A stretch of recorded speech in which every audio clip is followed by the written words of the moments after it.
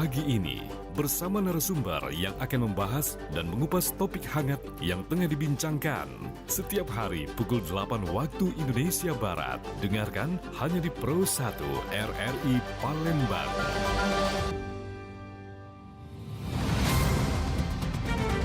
Segera Anda ikuti Dialog Palembang pagi ini.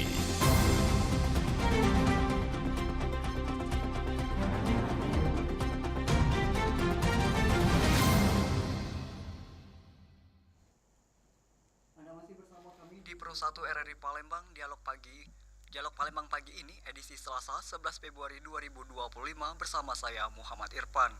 Dialog Palembang pagi ini dapat Anda saksikan melalui YouTube channel kami di Pro 1 RRI Palembang dan dapat Anda dengarkan juga melalui streaming di Pro 1 di rri.co.id dan aplikasi kami di RRI Digital. Pendengar, Dialog Palembang pagi ini akan membahas waspada penyakit yang rentan muncul saat musim cuaca ekstrim, dan saat ini kami masih terhubung dengan narasumber kami melalui via Zoom. Ada saat ini kami sedang terhubung dengan Kepala Bidang P2P Dinas Kesehatan Kabupaten Banyuasin, ada Erni Diana SKM Eskip. Halo Ibu Erni. Ya, Apa kabar Ibu Erni? Assalamualaikum warahmatullahi wabarakatuh. Waalaikumsalam Ibu Erni, apa kabar Ibu? Alhamdulillah, baik, sehat. Alhamdulillah saya luar biasa Bu ya. Bu, terima kasih Bu telah bergabung via Zoom di Pro 1 RRI Palembang. Baik pendengar, saat ini juga kami sedang menantikan sambungan melalui via Zoom dengan Ibu Rosita Anwar SSD RD di stasiun Rumah Sakit Muhammad Hussein Palembang. Pendengar, kami juga mengajak Anda untuk bergabung berdialog bersama kami di line telepon di 0711 369977 atau melalui WA 0821 7927 9090. Musim pancaroba merupakan kondisi peralihan musim dari suatu musim ke musim lainnya. Perubahan cuaca yang menyebabkan berbagai macam penyakit yang ditimbulkan saat musim pancaroba, bahkan cuaca ekstrim. Hal tersebut dikarenakan perubahan suhu lingkungan dan cuaca yang berdampak pada kesehatan, serta mengganggu sistem kekebalan tubuh manusia. Perubahan cuaca yang tiba-tiba ini membuat tubuh manusia perlu beradaptasi. Dan saat ini saya akan membahasnya bersama Ibu Erna. Ibu, saat ini bagaimana sih Bu kondisi penyakit apa saja sih Bu penyakit yang ditimbulkan saat cuaca ekstrim seperti saat ini Bu? Halo Ibu. Um, Baik, ini Ibu Eni Diana ya, bukan Oke, Ibu baik. Erna. Ya baik Ibu Erni. Maaf Ya, Ibu. ya, cuaca ekstrim itu kondisi cuaca yang tidak normal ya, terjadi dalam waktu singkat dan bersifat intens. Cuaca ekstrim ini dapat menyebabkan Hmm, kerugian terutama pada keselamatan jiwa dan harta. Tuh. Ada juga kan karena ada musim dia tiba-tiba panas, ada tiba-tiba hujan. Jadi itu banyak sekali akibat dan dampak-dampaknya. baik Bu, saat ini bagaimana Bu? Penyakit yang sering diabaikan oleh masyarakat Bu saat cuaca ekstrim saat ini Bu, khususnya di Banyuasin itu seperti apa Bu? Apa ya? Saat ini kan lagi musim hujan. Jadi memang penyakit yang sering terjadi pada saat musim hujan itu ada ispa, ada diare, ada eh, DBD, itu yang paling banyak terjadi pada musimnya. Ada leptospirosis, itu juga penyakit yang terjadi pada saat musim hujan. Baik Ibu Erni, saat ini paling banyak itu penyakit itu apa ya Bu ya? Yang jelas setelah Ibu jelaskan tadi. Eh, Tentu penyakit yang sangat banyak saat ini adalah demam berdarah Hmm, yang terjadi di masyarakat. untuk masalah kasusnya sendiri ada berapa ya Bu ya di Banyuasin Bu? Eh, Berapa ribu? 800.000 kalau di Banjarmasin gitu masyarakatnya. Baik Ibu Eni, saat ini bagaimana sih Bu cara kita untuk mengatasi kayak penyakit ISPA seperti itu Bu? Oh iya, kalau penyakit ispa, cara kita mengatasi tentu kita usahakan PHBS untuk diri kita sendiri ya. Kalau kita lagi kena flu, tentu kita harus istirahat. Kemudian kita memakai masker biar tidak menulari teman-teman kita. Kemudian menjaga kondisi tubuh tetap sehat, minum air putih, istirahat, dan banyak minum makan makanan bergizi dan minum multivitamin. Itu yang harus kita lakukan saat kita terkena ISPA. Baik Ibu Eni, saat ini kita sudah terhubung juga dengan narasumber saat ini. Baik, kita sapa Ya. dulu, ada Ibu Rosita Anwar SST RD di stasiun Rumah Sakit Muhammad Hussein Palembang. Halo Ibu, apa kabar Ibu? Halo Ibu Diana, Ibu Rosita, bisa dengar suara kami Bu? Oh iya, bisa Pak. Alhamdulillah baik. Apa kabar Bu? Baik, alhamdulillah. Ibu Rosita, saat ini kan Ya. Ibu Rosita, saat ini kan memasuki cuaca ekstrim ya Bu ya. Saat ini saat ini bagaimana Bu? Kasus penyakit yang sering timbul saat cuaca ekstrim saat ini, Ibu Rosita. Kalau soal penyakit, maaf Pak, saya ahli gizi. Jadi kalau penyakit sekarang, kalau ISPA itu rata-rata karena udara cuacanya jelek Pak, misalnya banyak debu dan segala macam. Nah, jadi kalau kita untuk menangani itu, untuk mencegah, kalau kita mencegah Pak makan harus banyak minum, terus makanan yang mengandung air, misalnya buah-buahan, sayur-sayuran. Nah, itu sangat penting Pak, karena banyak mengandung vitamin mineral untuk daya tahan tubuh. Begitu juga untuk proteinnya harus juga terpenuhi. Jadi menu seimbang itu harus tetap dijalankan. Yang banyak minum, yang otomatis harus banyak minum, itu harus paling minimal 18 satu hari Pak. Baik, saat ini kita dalam tubuh. Baik, kita ke Ibu Eni. Ibu Eni, saat ini bagaimana ya Bu ya cara kita untuk mencegah penyakit saat musim cuaca ekstrim saat ini Bu? Ya, jadi cuaca ekstrim saat ini, misalnya musim hujan, banyak terjadi demam berdarah. Tentu rekom dan upaya kita dalam pencegahan dan pengendalian DBD ini yang sangat efektif, itu sangat dianjurkan oleh pemerintah adalah 3M+.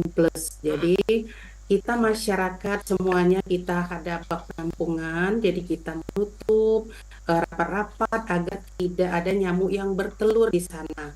Kemudian kita dalam 1 minggu harus menguras. Jadi kemudian ada yang M yang ketiga, mengubur atau mendaur ulang dari sampah-sampah kita.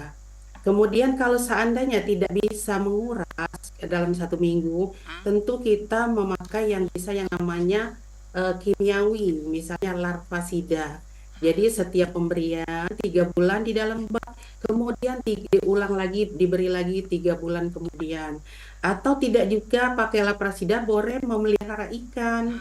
Jadi ikan di dalam bak yaitu pemakan jentik.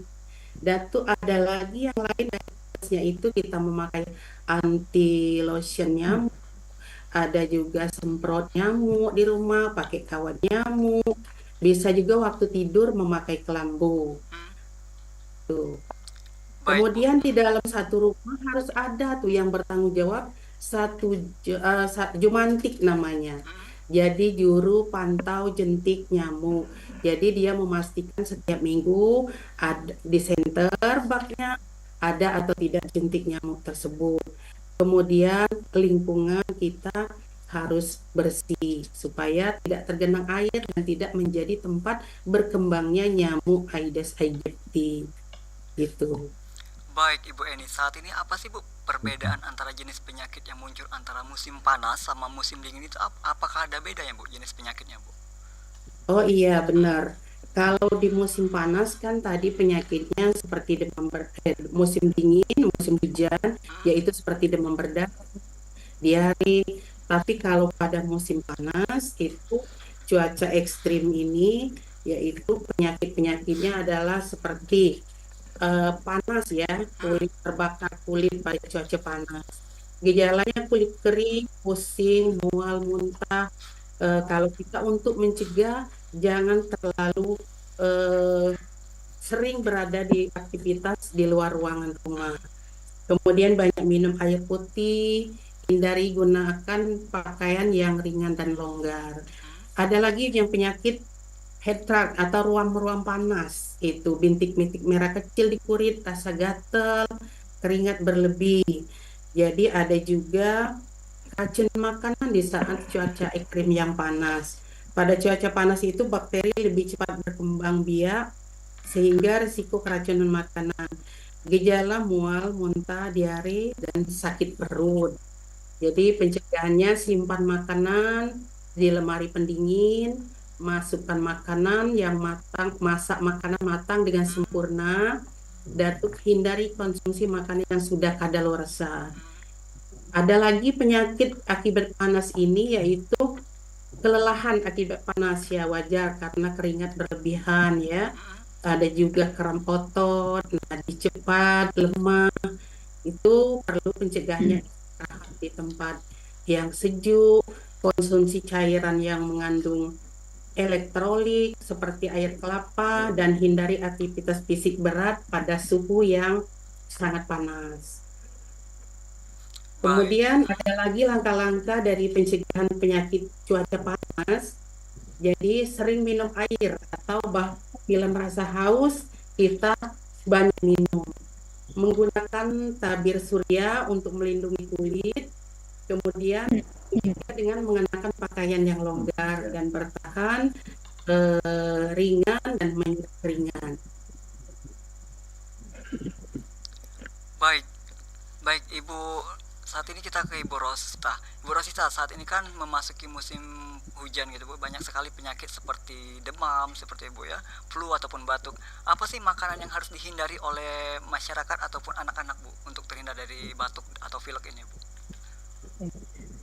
Eh, untuk awalnya Pak kita harus menjaga imun, Hmm, menjaga imun tubuh itu dengan mengkonsumsi makanan-makanan eh, yang alami yang sudah disebutkan Ibu ini tadi.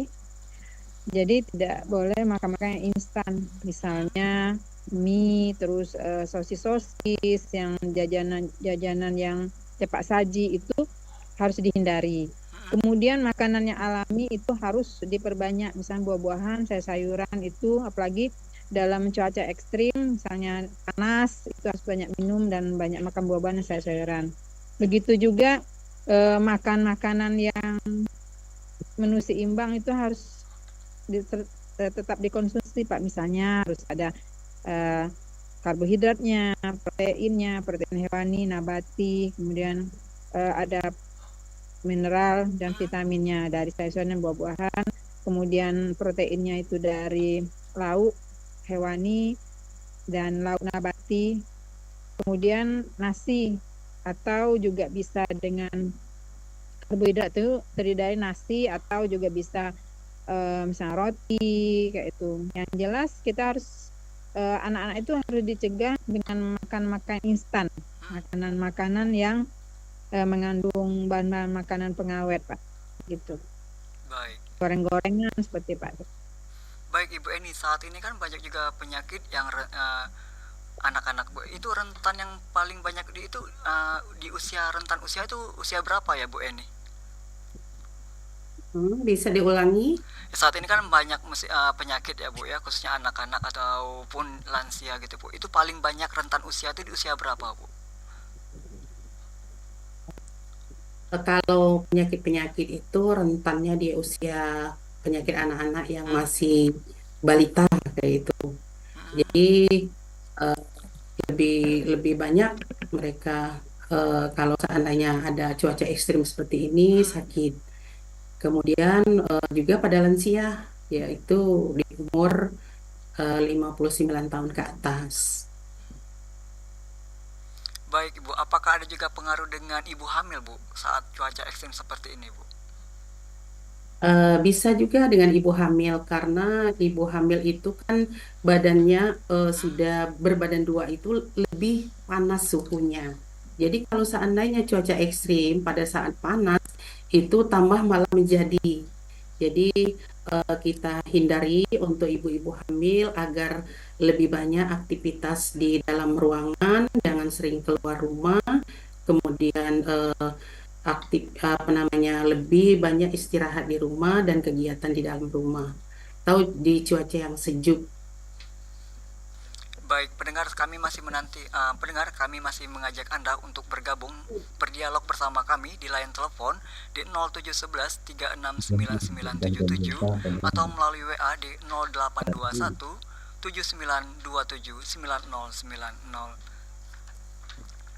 Baik Ibu Eni, saat ini ketika musim dingin ataupun makanan jenis apa ya yang baik agar tubuh kita tidak mudah terkena penyakit, Ibu Rosita? Baik. Untuk makan makanan itu yang bisa mencegah kita dari penyakit itu seimbang tadi Pak. Jadi harus lengkap dari makanannya, harus banyak mengandung vitamin, mineral. Kemudian protein itu yang utama. Untuk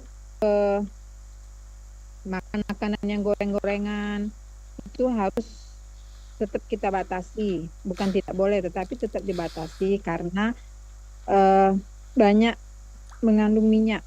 Nah itu bisa menyebabkan batuk kalau misalnya pada cuaca yang ekstrim. Kemudian pada cuaca panas itu harus banyak minum.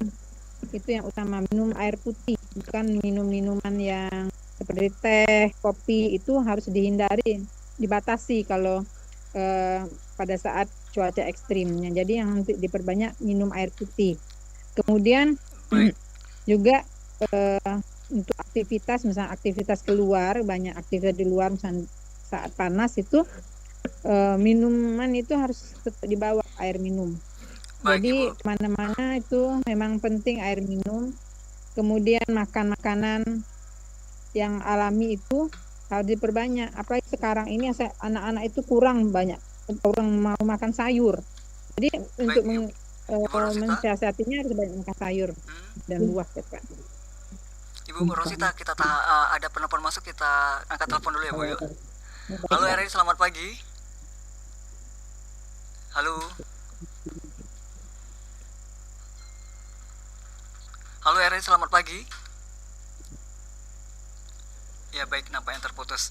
Baik Ibu Rosita, saat ini musim penghujan juga kan rentan terkena DBD. Penanggulangan kasus ini, nah ada penelpon lagi Bu, kita angkat dulu ya Bu ya. Halo RRI, selamat pagi. Halo. Halo RRI, selamat pagi. Selamat pagi, assalamualaikum. Waalaikumsalam. Ibu dari siapa, di mana Bu? Dari Bunda Ida Arifin dari Banyuasin ya. Bunda Arifin ya Bu ya? Iya. Dari apa Bu? Dari Kecamatan Tua Tape, Kabupaten Banyuasin. Banyuasin. Silakan Bu, apa yang ingin disampaikan Bu kepada ini Bu ya, kita mau tanya, kayaknya makanan yang bernama seblak tuh baik nggak Bu untuk kesehatan, soalnya kayaknya lagi marak kalau di tempatnya kami ini gitu kan. Apalagi kalau anak saya tuh kalau pulang sekolah kayaknya beli seblak, nggak mau makan nasi gitu. Gimana Bu Dokter ya? Mohon tuh penjelasannya gimana tentang makanan yang bernama seblak itu ya. Baik Ibu Arifin, itu saja. Ya. Baik Ibu Arifin, terima kasih. Ya Ibu Eni, bisa ditanggapi Ibu Eni. Baik, terima kasih Ibu Bunda Arifin. Untuk makanan seblak itu sebenarnya kurang tepat dan kurang baik untuk anak-anak ya, apalagi di cuaca ekstrim, karena baik nilai gizinya juga cara pembuatannya itu kan kita tahu itu pasti banyak pengawetnya dan banyak juga perasanya atau monosodium itu ya. Jadi kita penyedap rasa, jadi banyak sekali penyedap rasa. Terus makanan itu kan terlalu pedas ya, mungkin bagi pencernaan juga kurang bagus. Jadi dari dinilai dari gizinya, kemudian zat kimia atau pengawetnya, juga penyedapnya. Jadi itu kurang kurang baik juga dalam anak ya. Ibu Rosita ada yang ingin ditambahkan? Untuk sebelah itu ya rata-rata pedas Pak ya. Nah, untuk anak itu tidak bagus kalau pedas itu karena bisa ke lambung. Iya. Jadi rata-rata anak-anak yang makan sebelah itu sering mual, muntah karena meningkat ke asam lambung karena pedas tadi. Nah, tetapi kalau misalnya kita buat sendiri bisa sih sebenarnya, tapi kurangi buat di rumah maksud tuh. Ya kayak sosis itu kan pakai sosis kan Pak. Sosis itu kita tidak tahu bahan dari apa. Nah, kalau misalnya memang kita mau buat sendiri di rumah bisa pakai ayam kayak itu atau sosisnya bisa, tapi sosis yang memang yang bagus kayak itu kan. Kalau dijual itu kita tidak tahu sosisnya yang bagus atau tidak kayak itu. Jadi kalau memang benar anak-anak itu mau, kita buat sendiri saja di rumah.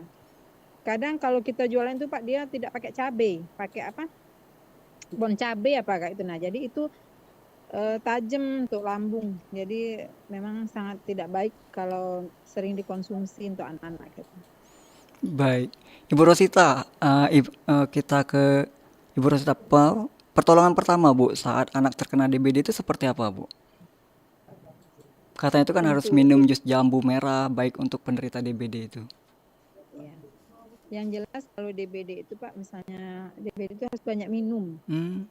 Tapi kalau kita banyak minum itu biasanya kan banyak kita buang air kecil. Nah, itu bisa menurunkan panas badan anak.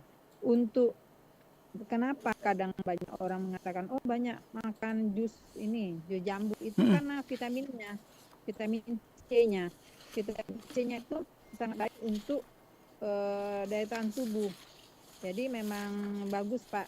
Kalau bukan karena ada apanya, karena kandungan dari jambu biji itu yang bagus. Sebenarnya selain jambu biji, buah-buahan juga bagus, jeruk misalnya kayak itu.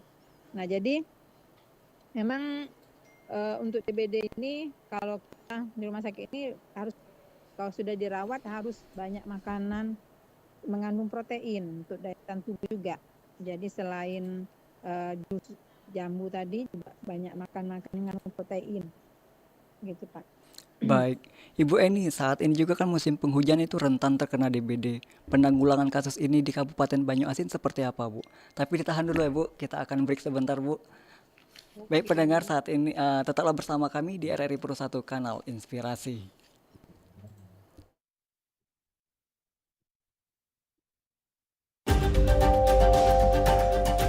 Mengangkat isu-isu terkini, Dialog Palembang pagi ini bersama narasumber yang akan membahas dan mengupas topik hangat yang tengah dibincangkan. Setiap hari pukul 8 waktu Indonesia Barat. Dengarkan hanya di Pro 1 RRI Palembang.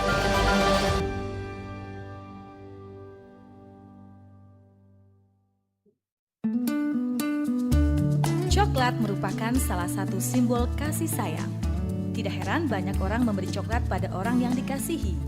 Tapi tahukah Anda, ternyata coklat memiliki benefit bagi kesehatan kita. Dengan memakan coklat, manfaat yang kita dapatkan adalah jantung yang sehat.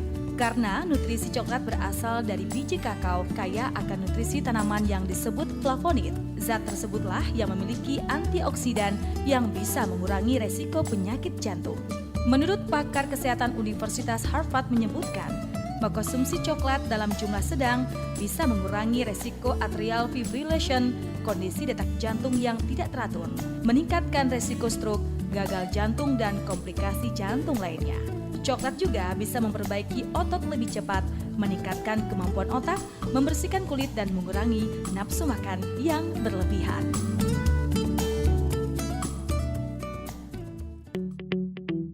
RRI Digital dengan tampilan baru, berbagai konten kolaborasi dari berbagai program nasional, termasuk siaran visual langsung, siaran radio langsung, daftar putar musik, podcast, berita video, dan berbagai fitur interaksi pengguna dalam permainan. Berbagai konten menarik seperti suka, komentar, dan berbagi, serta obrolan langsung dengan penyiar dan pengguna. Pesan langsung dan fasilitas obrolan pribadi antara pengguna aplikasi juga tersedia. RRI Digital tersedia di Google Store dan App Store. RRI Digital.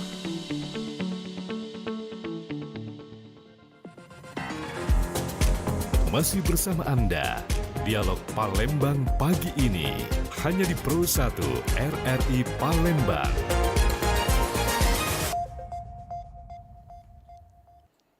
Terima kasih Anda masih bersama kami di RRI Pro 1 Palembang, kanal Inspirasi.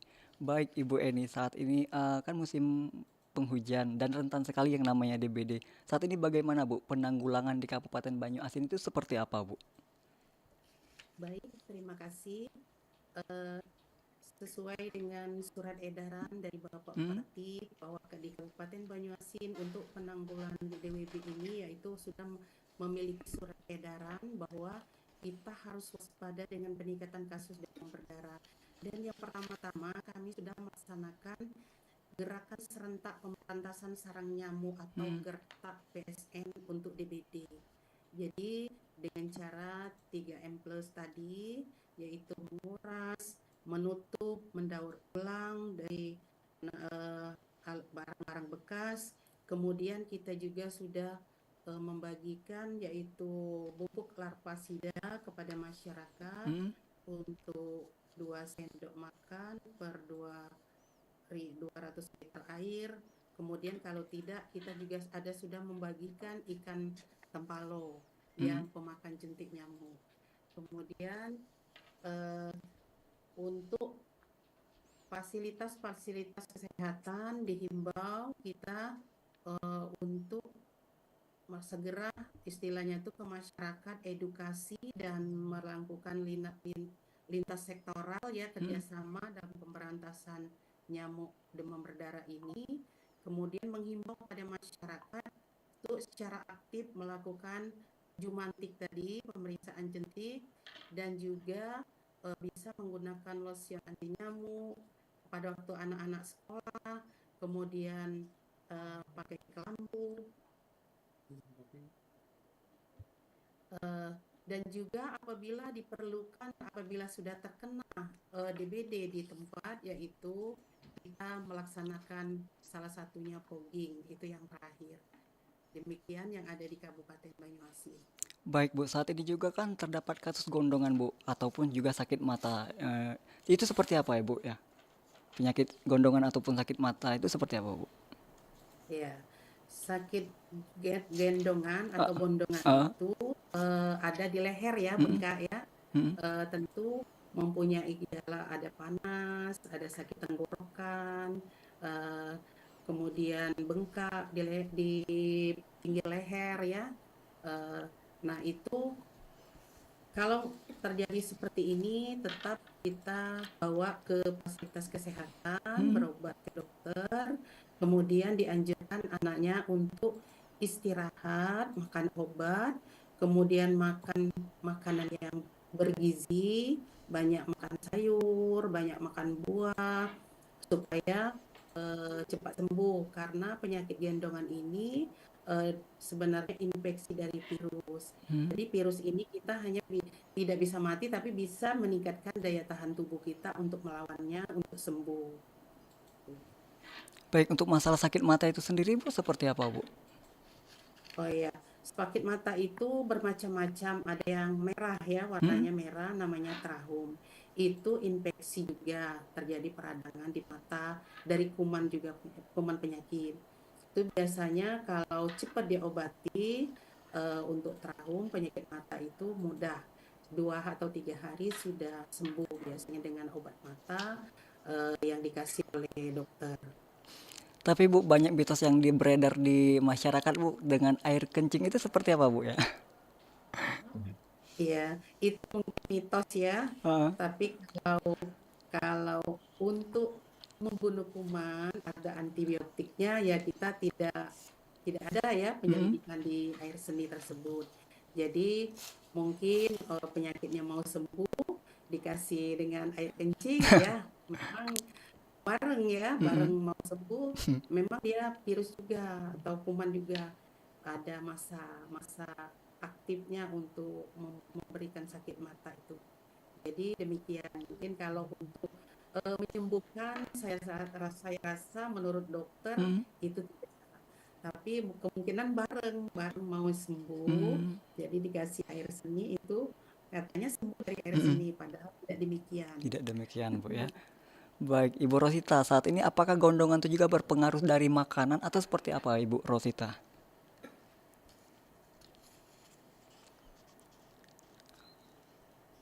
Halo Ibu.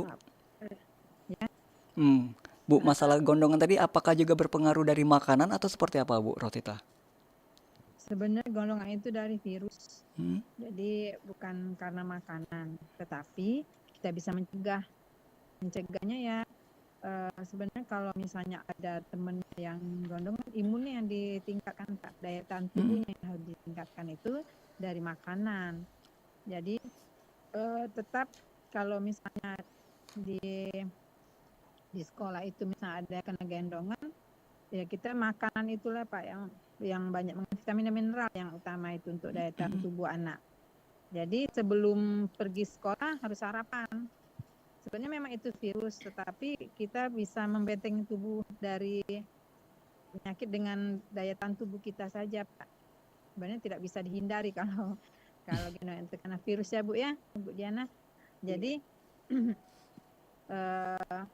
paling itulah Pak, makanan-makanan yang mengandung vitamin, mineral, kemudian proteinnya juga harus tinggi. Misalnya sebelum pergi sekolah itu kita beri sarapan dulu anak-anak kita itu. Jadi kalau ada teman-temannya yang sakit gendongan atau sakit batuk itu daya tahan tubuhnya sudah siap untuk menangkal semua Pak gitu. Baik, Ibu Rosita, apakah ada resiko penyakit yang muncul Bu akibat mengkonsumsi makanan atau minuman yang terkontaminasi saat cuaca ekstrim Bu? Oh ya, sangat jelas, apalagi kalau cuaca kemarau, biasanya kan banyak debu, kemudian banyak seperti lalat, biasanya banyak hinggap kalau misalnya musim hujan. Nah itu sangat berpengaruh pada kesehatan. Jadi untuk itu semua misalnya banyak jajanan di luar itu harus kita perhatikan anak-anak itu. Jangan sampai dia makanan sembarangan misalnya di pinggir jalan, goreng-gorengan. Nah itu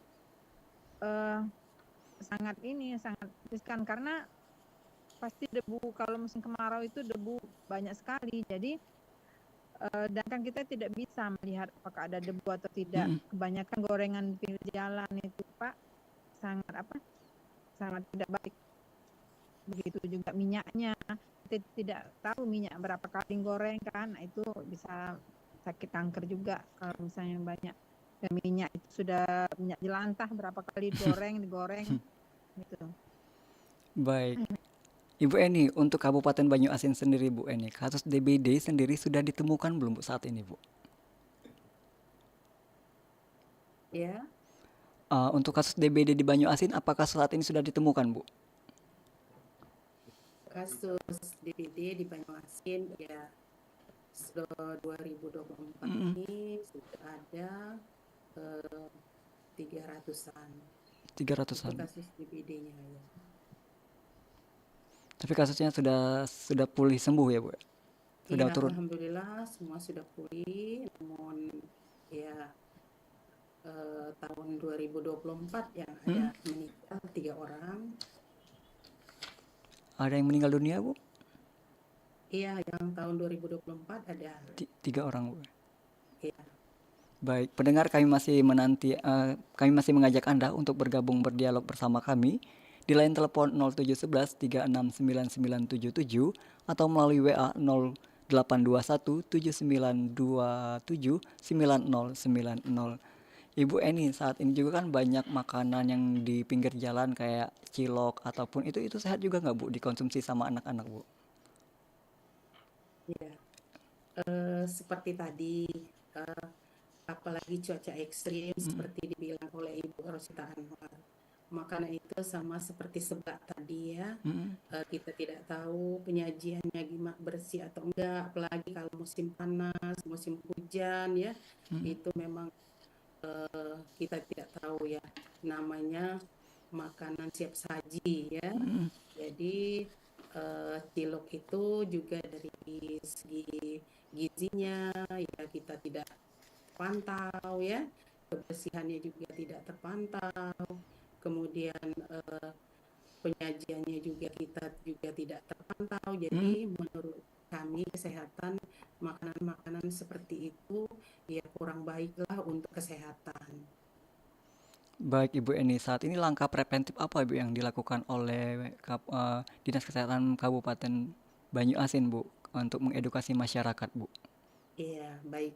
Kalau dari Dinas Kesehatan Kabupaten Banyuasin kami mempunyai yang namanya pemantauan dari gizi-gizi makanan-makanan ya Mm, yang di masyarakat untuk dikonsumsi. Tentu itu sudah melalui uji pemeriksaan dulu dari Dinas Kesehatan, kemudian dikasih label bahwa makanan ini sehat dan mm. bergizi.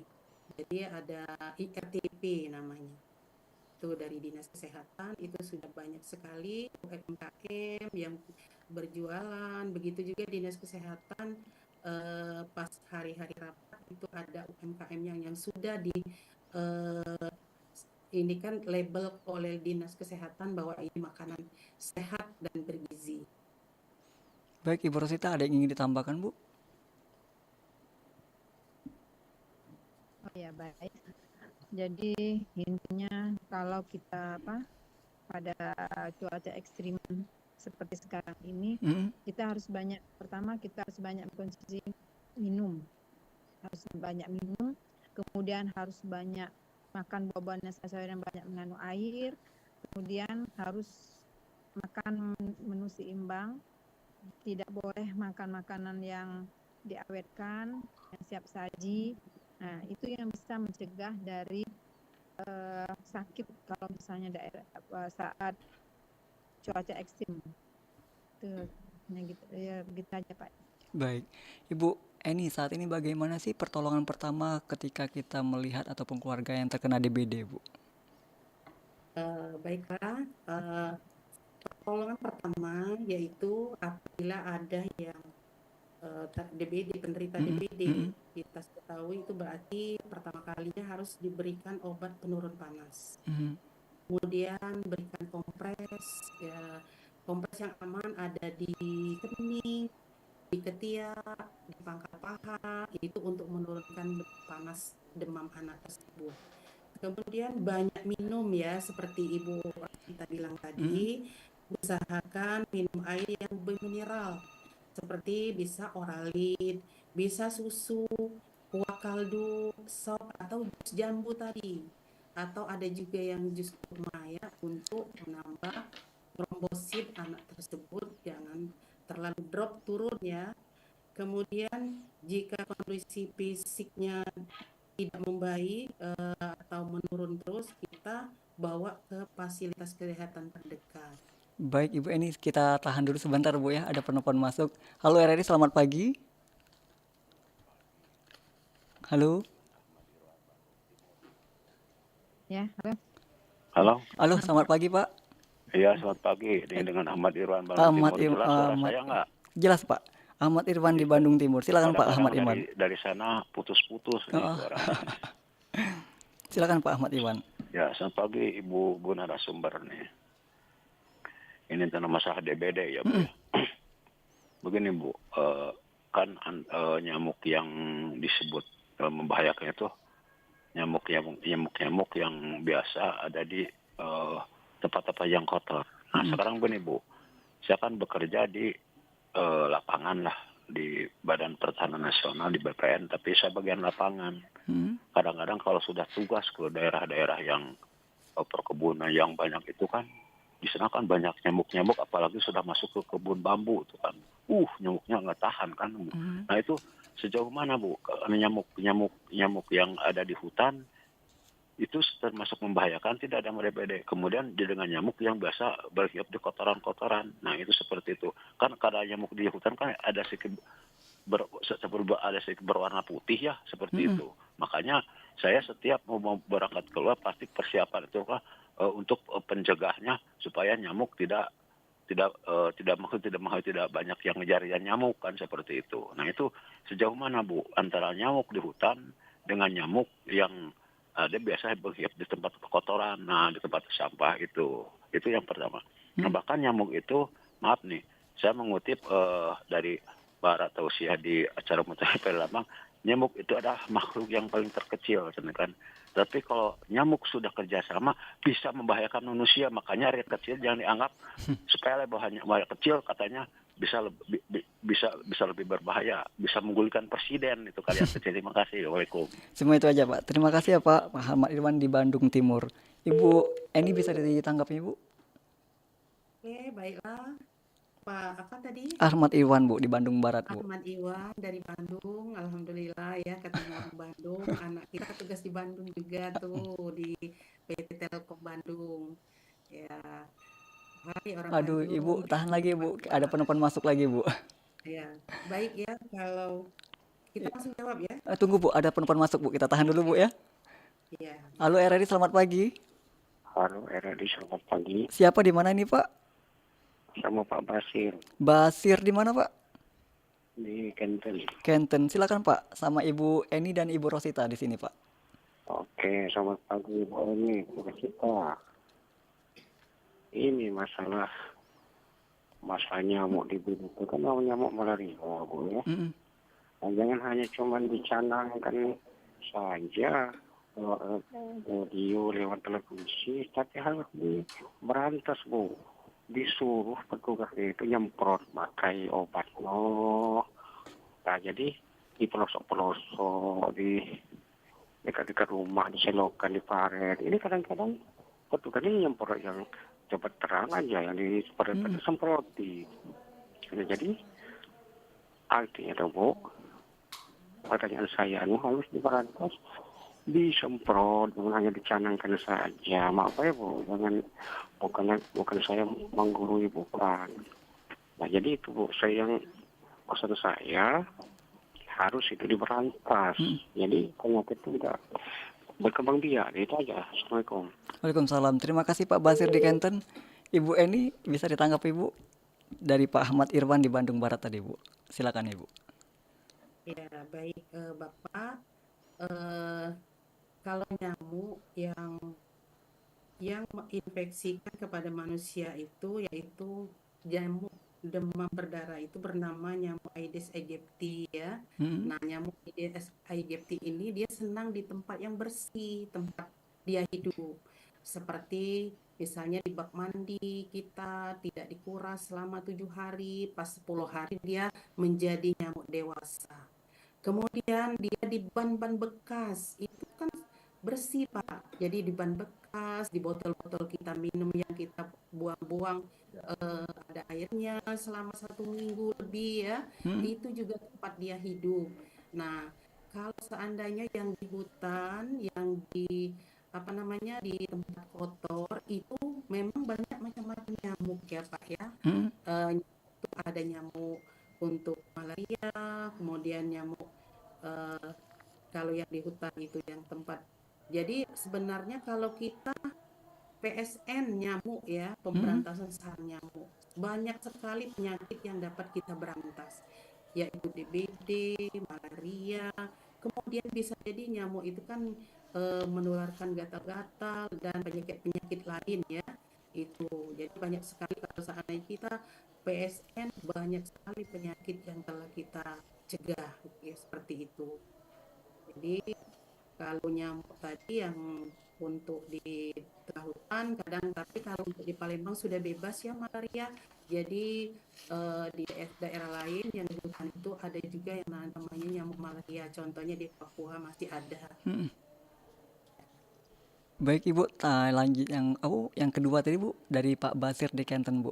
Ini Nah, cuma ini dia. Baiklah Bapak, terima kasih. Pertanyaannya baik sekali Bapak. Sebenarnya kita sama-sama belajar dan sama-sama mengetahui bagaimana cara memberantas nyamuk ya, mata rantai nyamuk ini biar tidak ada terjadi demam berdarah.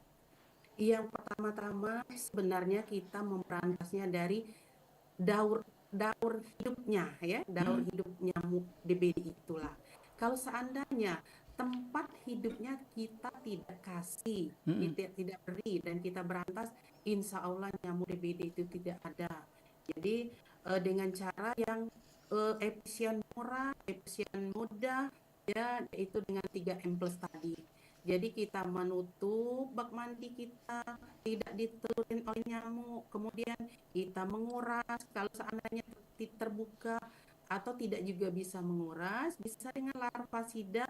Boleh Bapak minta dengan tenaga kesehatan 3 bulan sekali dikasih larvasida untuk membunuh jentik nyamuk di dalam bak.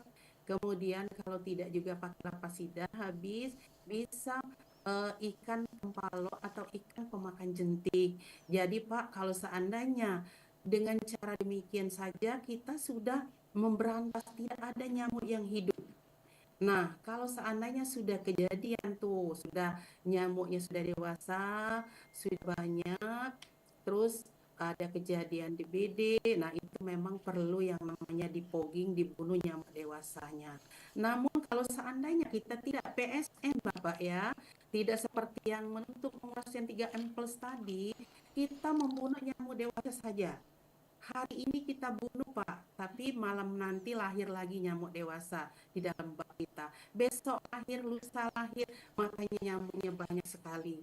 Jadi kami menghimbau untuk masyarakat, DBD ini bukan tanggung jawab dinas kesehatan saja atau orang kesehatan saja, tapi tanggung jawab bersama masyarakat.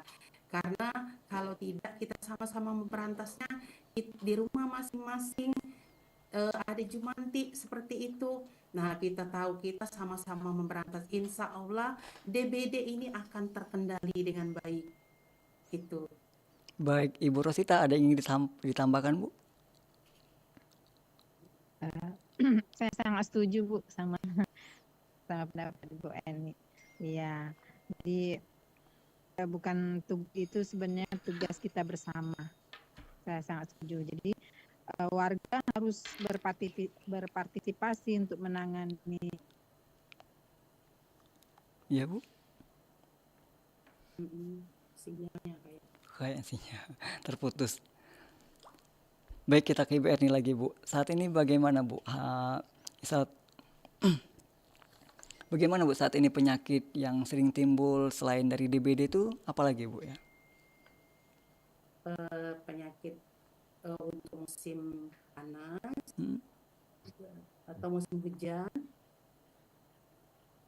selain DBD itu bisa penyakit diare, penyakit gatal-gatal ya, ada leptospirosis ya dari tifus, itu ada juga penyakit yang sering timbul. Halo, sudah terhubung kembali kita sama Ibu Rosita. Halo Ibu Rosita. Maaf terputus tadi. Baik Bu, bisa disampaikan Bu, tambahkan Bu. Ya, yang jelas untuk menangani itu sendiri harus kerjasama antara dinas kesehatan dan masyarakat itu sendiri. Kemudian untuk mencegah dari segi makanan itu tadi harus banyak minum, harus banyak mengkonsumsi makanan yang mengandung vitamin dan mineral untuk daya tahan tubuh. Kayak itu, Pak. Baik Bu, saat ini juga makanan gizi yang sehat atau seimbang itu Bu, untuk anak-anak itu susah Bu, apalagi anak-anak itu susah untuk memakan sayur Bu. Itu seperti apa Bu yang antisipasi atau langkah agar anak itu suka makan sayur Bu? Ya, untuk mengantisipasinya itu sebenarnya peran orang tua yang sangat penting. Kalau misalnya dia tidak mau makan sayur, bagaimana cara kita mengakalinya? Misalnya dengan membuat makanan yang mengandung sayurnya tidak kelihatan itu bisa. Atau kita misalnya buat bakwan atau buat jus sayur itu ada sekarang jus sayur Pak ya, enak.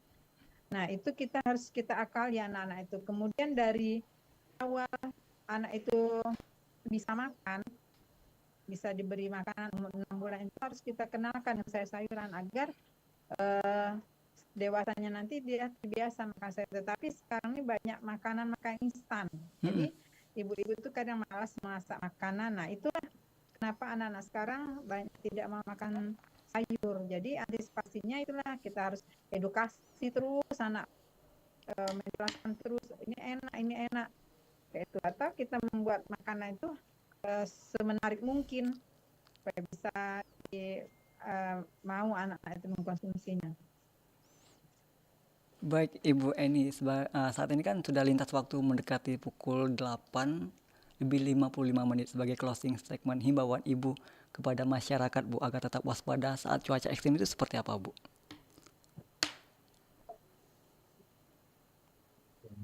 Baik, ya.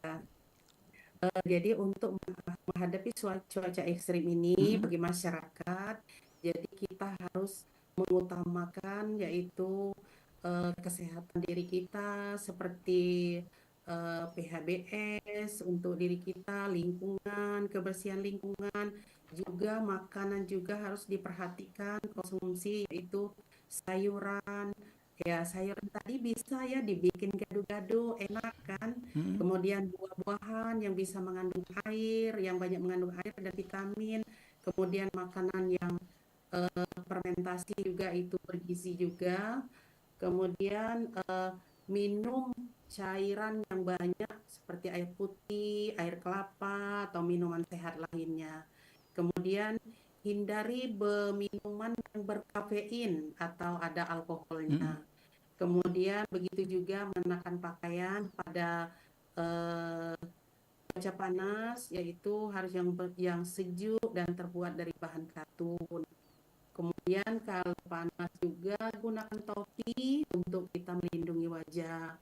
Kemudian kita harus istirahat, perhatikan pola tidur kita, yaitu istirahat selama 8 jam, kemudian minum juga 8 gelas per hari, kemudian konsumsi makanan yang seimbang, jaga kebersihan lingkungan, dan kita waspada apabila ada keluhan-keluhan di masyarakat, di tubuh kita seperti panas tinggi, demam, mungkin ini adalah penyakit DBD dan sebagainya. Jadi kita lebih cepat berkoordinasi dengan Paskes untuk kesehatan kita dan keluarga. Baik Ibu Rosita, sebagai closing statement, apa sih yang Ibu Rosita ingin sampaikan kepada masyarakat Bu? Nah, baiklah. Jadi intinya kita harus menjaga daya tahan tubuh. Jadi daya tahan tubuh sangat penting untuk menjaga kesehatan dari udara ekstrim. Jadi harus banyak yang dijelaskan Ibu Eni itu sebenarnya sudah jelas. Harus banyak minum, terus harus banyak makan yang bergizi, yang mengandung menu seimbang. Menu seimbang itu ya harus lengkap, ada karbohidrat, protein, lemak, kemudian vitamin dan mineral. Itu terdapat dari nasi, kemudian sebagai karbohidrat contohnya, kemudian protein hewani, bisa telur, tidak harus mahal sebenarnya protein hewani itu, bisa telur, bisa ikan, bisa ayam. Kemudian protein nabati itu bisa dari tempe, tahu, kacang-kacang juga bisa. Kemudian sayuran itu kita harus lihat, kalau anak-anak itu suka wortel, dikasihlah wortel, atau kangkung, misalnya banyak juga anak-anak suka kangkung, diberi makanan yang benar-benar anak-anak suka, terutama anak-anak. Kemudian buah-buahan itu harus banyak yang mengandung air, misalnya semangka, kemudian melon, pepaya itu sangat baik untuk untuk tubuh. Juga yang mengandung vitamin C seperti buah jeruk, kemudian buah jambu biji tadi. Nah, itu sangat baik. Jadi intinya harus banyak makan makanan yang makanan yang seimbang, tidak boleh makan makanan yang instan untuk menjaga daya tahan tubuh kita saat cuaca ekstrim. Terima kasih. Baik, terima kasih Ibu Eni Diana, SKM, Eskip, Kepala Bidang P2, Dinas Kesehatan Kabupaten Banyuasin, telah bergabung via Zoom bersama RRI Pro 1 Palembang. Terima kasih Ibu Eni. Ya, sama-sama. Salam sehat selalu Ibu Eni. Sehat. Dan terima kasih juga kepada Ibu Rosita Anwar, SST, RD di Station, Rumah Sakit Muhammad Hussein Palembang, telah bergabung via Zoom bersama Pro 1 RRI Palembang. Terima kasih Ibu Rosita. Terima kasih Bu Eni. Ya, Rosita. Salam sehat selalu Ibu Rosita. Selalu, Ibu. Ya, terima kasih. Baik, pendengar Dialog Palembang pagi ini, mewaspadai penyakit yang rentan saat musim cuaca ekstrim.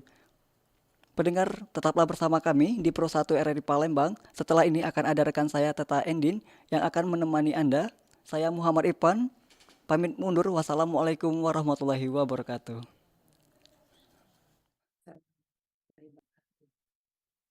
Baru saja Anda ikuti Dialog Palembang pagi ini.